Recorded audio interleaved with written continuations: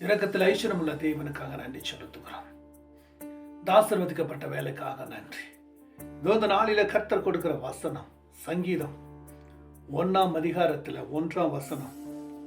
துன்மாருடைய ஆலோசனை நடவாமலும் பாவிகளுடைய வழி நில்லாமலும் பரியாசக்கார உட்காரும் இடத்துல உட்காராதீங்க என்று சொல்லுகிறார். துன்மாருடைய ஆலோசனை துன்மாருடைய ஆலோசனை எல்லாம் ஒரு மனுஷனுடைய ஆலோசனை கெடுக்கும்.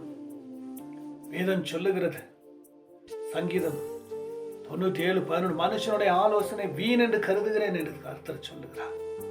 சங்கீதம் இப்படியாக 119 இப்படியாக 110 சொல்லுகிறது, மனுஷனுடைய யோசனை வீண், அவன் வேதத்தில் பற்றில இருப்பது நலம் என்று கருதுகிறார்.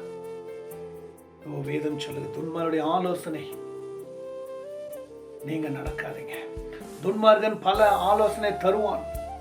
துன்மார்க்கமான ஆலோசனை, கேடு நிறைந்த ஆலோசனை, உங்க ஆலோசனை சிந்தனை கெடுக்கக்கூடிய ஆலோசனை உங்களுக்கு தருவான். அதனை நீங்க கேட்டு அந்த துன்மாருடைய ஆலோசனைக்கு நடக்காமல் அவர்கள் பத்திரமாய் நீங்கள் உங்க ஆலோசனையில நடங்க. அடுத்தது பாவிகளுடைய வழி நில்லாமல் பாவிகளுடைய வழியில் நில்லாதீங்க. பாவிகளுடைய வழியில் நிற்காமலும் பரியாசக்கார உட்கார இடத்துல உட்காராதீங்கன்றாரு. நான் பரியாசம் பண்றானா? உங்களை பரியாசப்படுத்துகிறார்களா? உங்களை ஏளனமா பேசுகிறார்களா? உங்களை நிந்தைகளா பேசுகிறார்களா? உங்க மனசு காயப்படும் அளவுக்கு உங்களை பரியாசப்படுகிறார்களா? கவலைப்படாதீங்க. அந்த இடத்துல உட்காராதீங்க. அந்த இடத்துல இருந்து போய்விடுங்க. அந்த இடத்துல உட்காராதீங்க. கர்த்தரே நமக்கு நல்ல வழியை காட்டுகிறார். நல்ல பாதையை சொல்லி கொடுக்கிறார். நல்ல வாழ்வை சொல்லி கொடுக்கிறார். நல்ல வழியை நமக்கு கற்றுக் கொடுக்கிறார். அவர் கற்றுக் கொடுக்கிற அந்த வசன வார்த்தைக்கு நீங்கள் கேட்டு கீழ்ப்படியும் பொழுது கர்த்தர் உங்களுடைய வாழ்க்கையில் அவர் நடத்துவார். அவர் என்ன சொல்லுகிறார்? துன்மார்கன் ஆலோசனை. துன்மார்கன், அவனுக்கு துன்மார்க்கத்தை குறித்து தான் தெரியும். அவன் வாழ்க்கையே அழுக்கு நிறைந்தது, அவன் வாழ்க்கையே சேறு நிறைந்தது. துன்மார்கனுடைய வாழ்க்கை, துன்மார்கன் நாற்றம் பிடித்து மற்றவங்களை நாற்றம் பிடித்து நாறும்படி துன்மார்கன் உங்க வழியை ஆலோசனை கெடுப்பான். பாவிகளுடைய வழியில் நில்லாம பாவிகளுடைய வழியில் நிற்காதீங்க. அவன் எப்ப பார்த்தாலும் தன்னுடைய வாழ்க்கையில ஏளனமாய் பேசி நம்மளை ஒரு வழி பண்ணி விட்டுருவான். அதனால அவங்களுக்கெல்லாம் பாவிகளுக்கெல்லாம் இடம் கொடுக்காம பரியாசம் பண்ணுகிற இடத்துல நீங்க உட்காராதீங்க. அங்கு உங்களுக்கு வேலை இல்லை.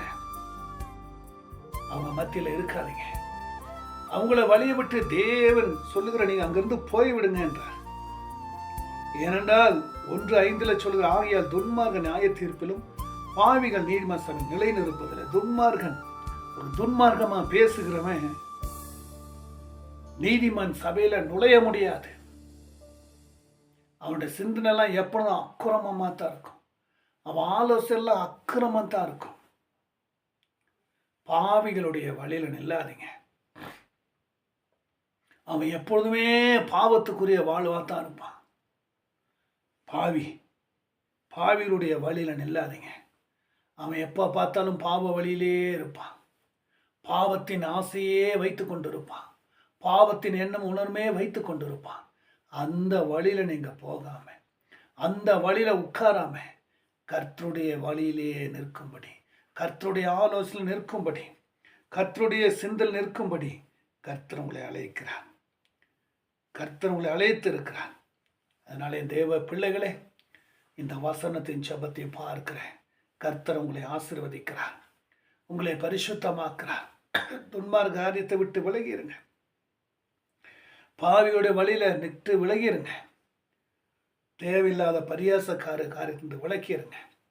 உங்களை நீங்கள் எப்பொழுதும் பரிசுத்தத்தை காத்துக்கொள்ளுங்க. உங்களை எப்பொழுதும் தேவ சமூகத்தில் காத்துக்கொள்ளுங்க. துன்மார்க்குடைய பாதையை விட்டு விலகிருங்க. துன்மார்க்குடைய காரியத்தை விட்டு விலகி பரிசுத்தத்தில் வளர உங்களை ஒப்பு கொடுங்க. கர்த்தர் இப்பொழுதே உங்களை ஆசீர்வதிப்பார்.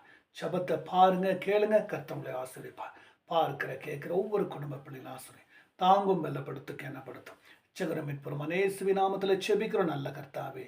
ஆமென், ஆமென், ஆமென்.